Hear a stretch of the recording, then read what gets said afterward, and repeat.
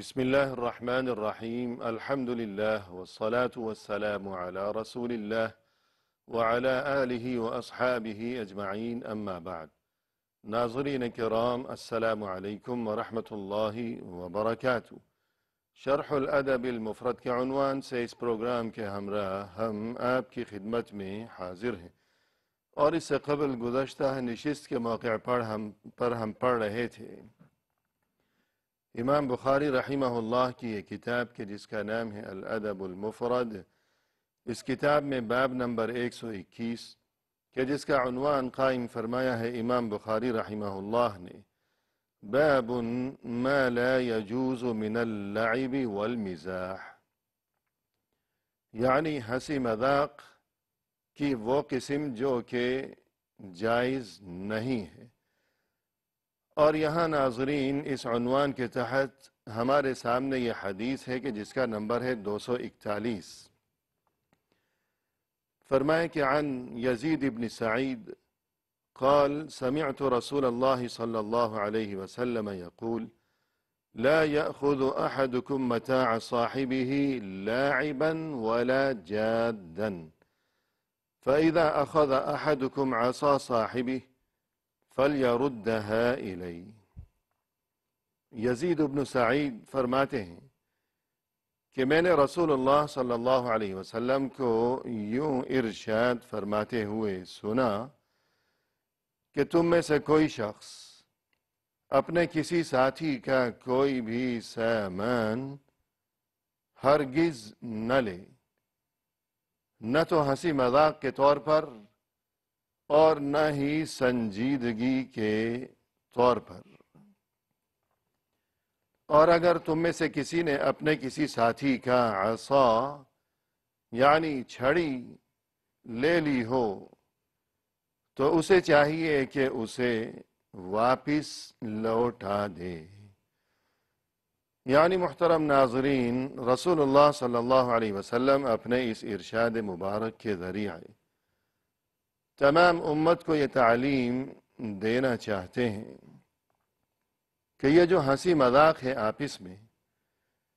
تو اگرچہ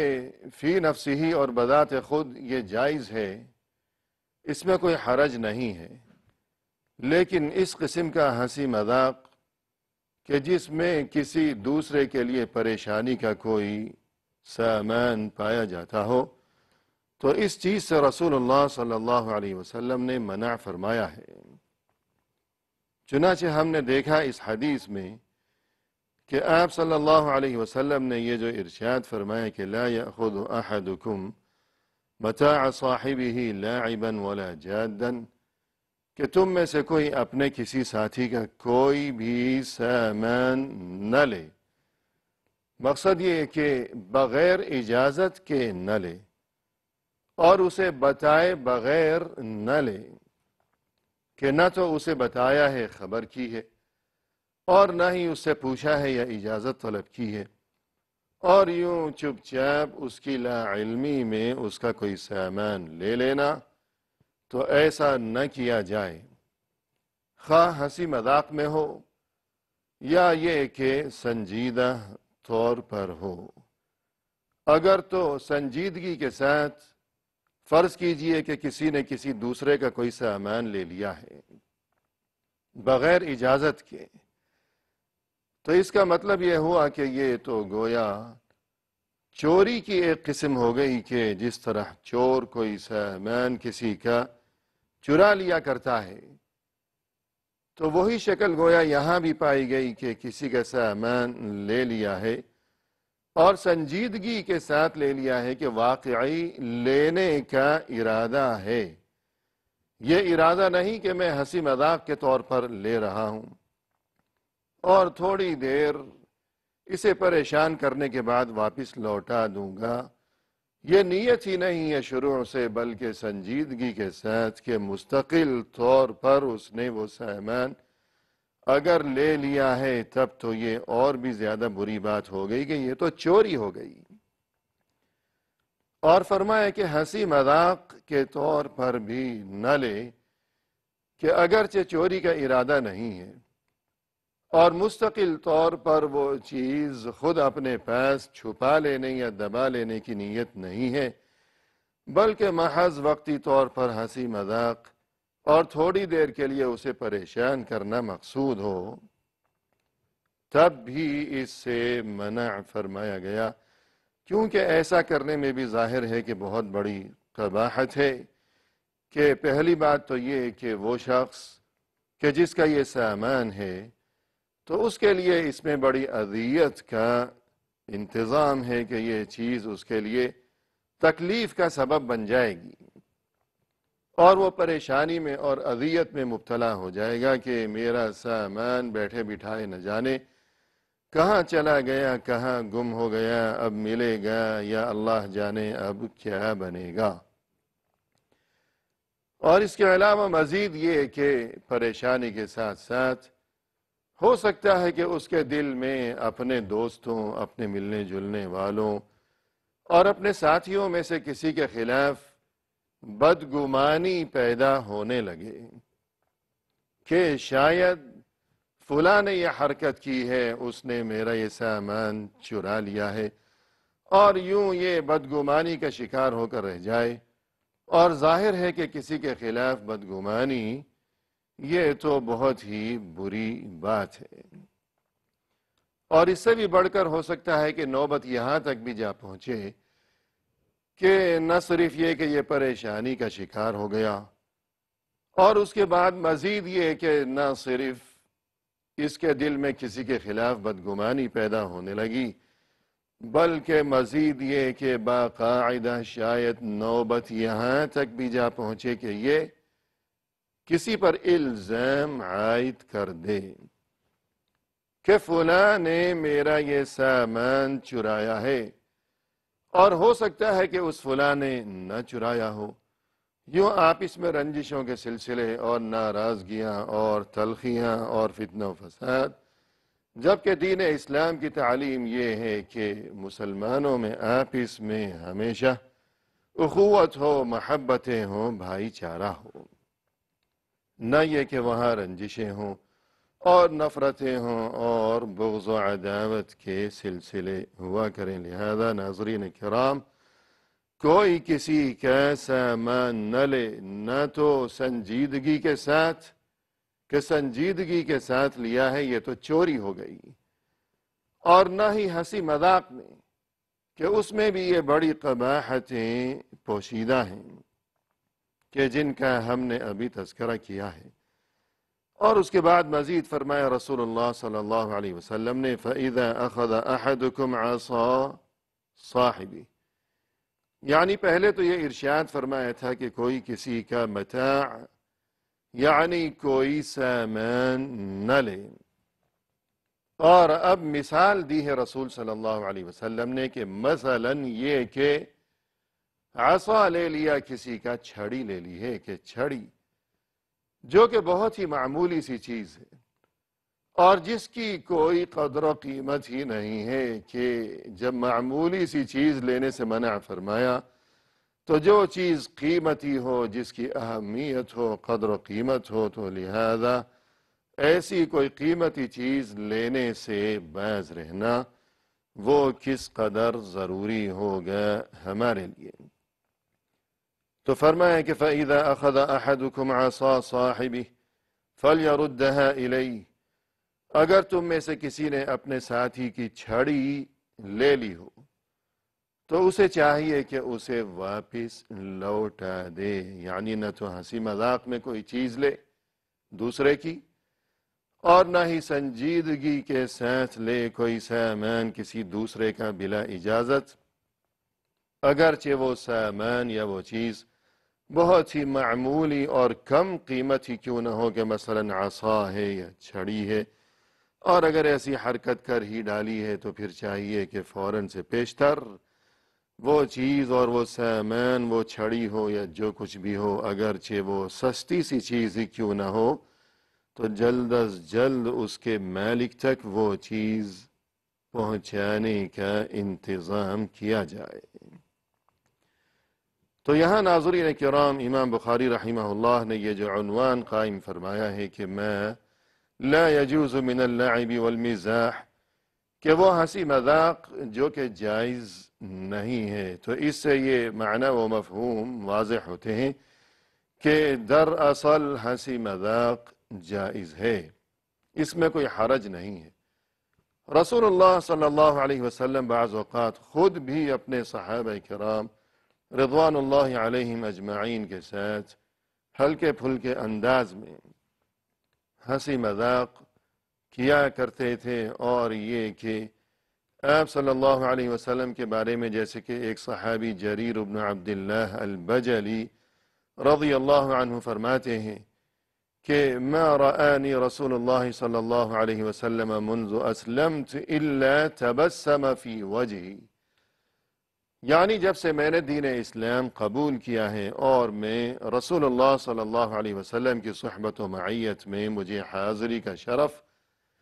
نصیب ہوا ہے، تو اس دن سے لے کر آج تک رسول اللہ صلی اللہ علیہ وسلم نے جب بھی میری جانب دیکھا تو ہمیشہ مسکراتے ہوئے ہی دیکھا. تو یوں مسکرانا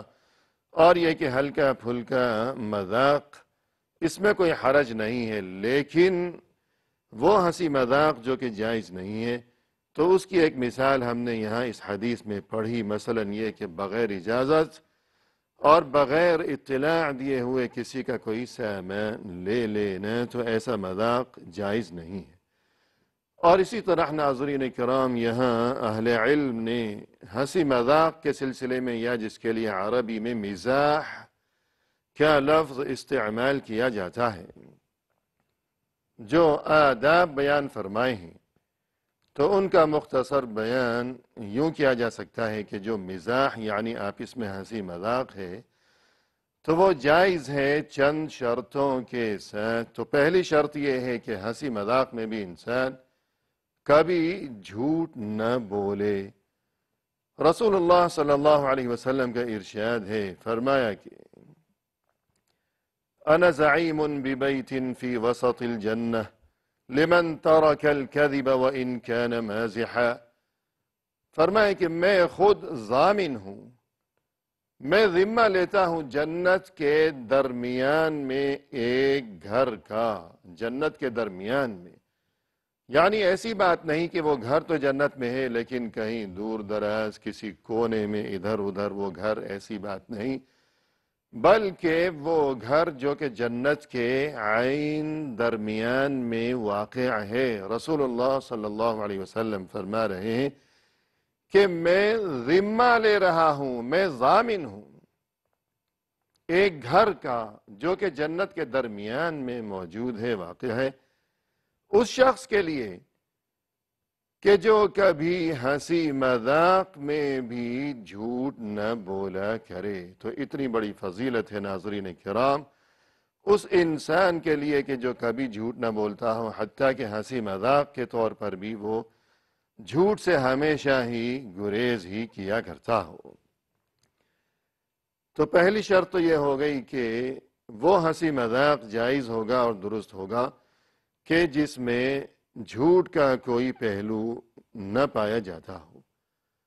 اور دوسرا ادب یہ ہے کہ ہنسی مذاق میں بھی کسی کی غیبت نہ کی جائے، کہ کسی کو پیٹھ پیچھے برا کہنا، اس کے بارے میں کوئی ایسی بات کہنا کہ جب وہ بات اس تک پہنچے گی تو اسے صدمہ پہنچے گا.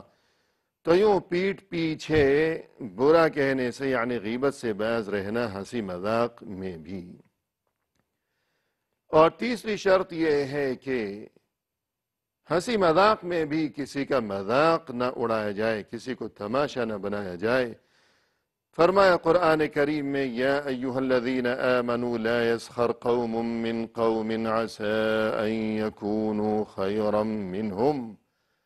اے ایمان والو، تم میں سے کوئی قوم کسی دوسری قوم کا کبھی مذاق نہ اڑایا کرے. اس لیے کہ عین ممکن ہے یہ بات کہ جس کسی کا مذاق اڑایا جا رہا ہے تو شاید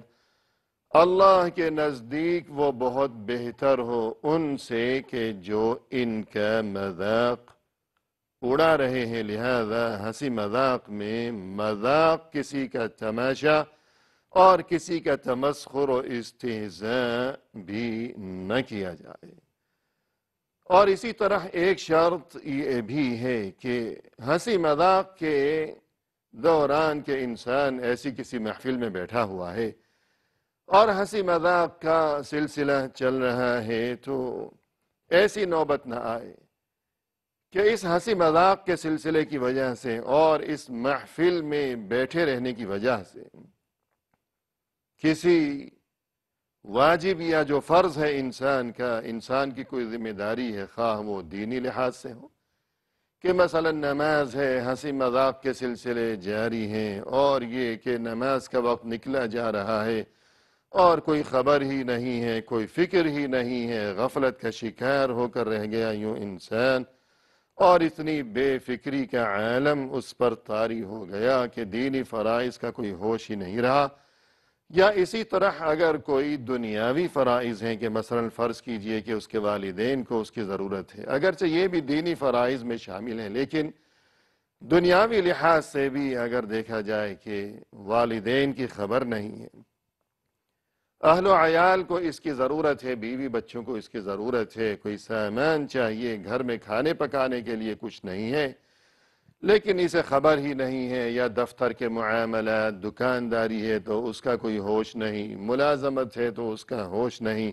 آج رکھا گیا کل نکالا گیا اور بیوی بچے ہو گئے در بدر، تو اس قسم کا جو مذاق ہے اور اس میں اتنی مشغولیت اور اتنی دلچسپی اور انہماک، تو یہ یقیناً ناجائز ہی کہلائے گا۔ اور اسی طرح ناظرین ایک بات یہ کہ یہ جو تمام شرائط بیان کی گئیں کہ پہلی شرط یہ ہے کہ جھوٹ نہ بولے ہنسی مذاق میں بھی، اور دوسری شرط یہ ہے کہ کسی کی غیبت نہ کرے، اور تیسری شرط یہ ہے کہ کسی کو تماشا نہ بنائے، اور چوتھی شرط یہ ہے کہ کسی فرض سے غفلت کا شکار نہ ہو ہنسی مذاق کی وجہ سے، اور پانچویں شرط یہ ہے کہ گزشتہ تمام یہ چاروں شرائط اگر پائی گئیں، ٹھیک ہے اب کہہ دیا گیا کہ یہ ہنسی مذاق اب جائز ہے، کہ یہ چاروں شرائط اب موجود ہیں، ان کا لحاظ رکھا گیا ہے، لیکن اس کے باوجود ان تمام شرائط کی پاسداری اور لحاظ کے باوجود ایک اور بات جو کہ بہت ہی ضروری ہے وہ یہ کہ مذاق اگرچہ وہ جائز ہی کیوں نہ ہو ہنسی مذاق، لیکن وہ اعتدال کے اندر ہو، میانہ روی کے ساتھ ہو، اور یہ کہ انسان حد اعتدال سے باہر نہ نکلے، کیونکہ ہنسی مذاق اگرچہ وہ جائز ہی کیوں نہ ہو لیکن اس کے باوجود اگر ضرورت سے زیادہ ہنسی مذاق کرتا رہے گا کوئی انسان تو یہ چیز وقار کے خلاف ہے، لوگوں کی نظروں سے وہ گر جائے گا اور لوگ اسے معمولی انسان سمجھا کریں گے کہ اس کا کیا ہے، ہر وقت ہنسی مذاق، ہر وقت ہنسی مذاق، جبکہ دین اسلام کی تعلیم یہ ہے کہ مومن کے لیے ضروری ہے یہ بات کہ مومن ہمیشہ حیادار اور باوقار ہوا کرے، جبکہ اگر انسان بہت زیادہ ہنسی مذاق کرتا رہے گا تو یہ چیز گویا کہ وقار کے خلاف ہے اور وہ نظروں سے گر جائے گا۔ وآخر دعوانا ان الحمد للہ رب العالمین۔